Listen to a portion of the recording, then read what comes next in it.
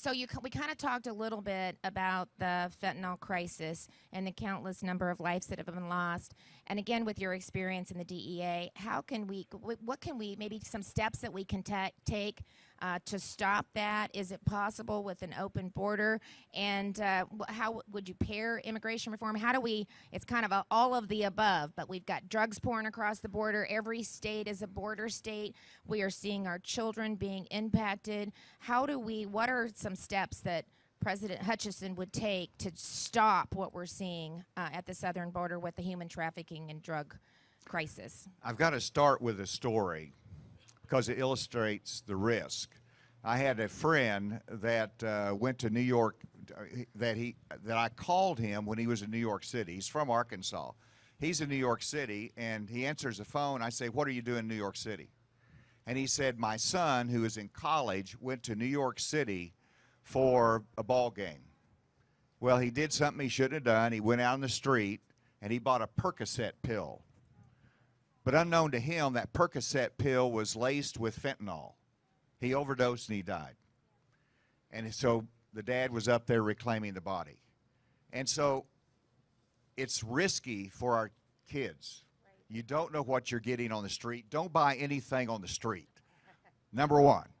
Number two, what we have to do is twofold. One, we go after the supply, and secondly, you go after the addiction issues that we face in America.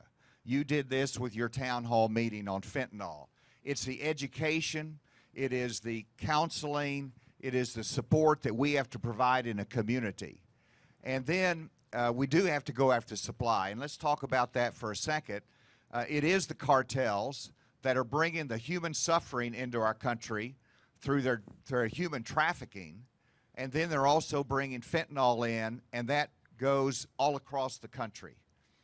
And so you have to increase your border resources. You have to build greater infrastructure.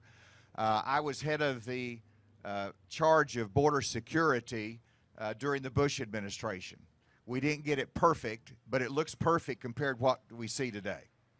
And so I know what needs to be done. You put the resources there, you reform our asylum laws, and you designate the cartels as foreign terrorist organizations. That is critical, and you've got to partner with Mexico to go after them. I mentioned the rule of law.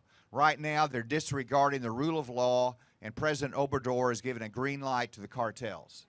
That has to change. We have to use our economic pressure to make that change in Mexico, because we have to have their partnership to effectively go after the cartels.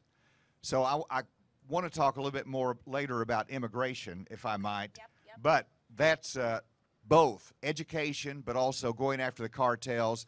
The precursor chemicals come from China. We can stop it in Mexico before it gets across the border.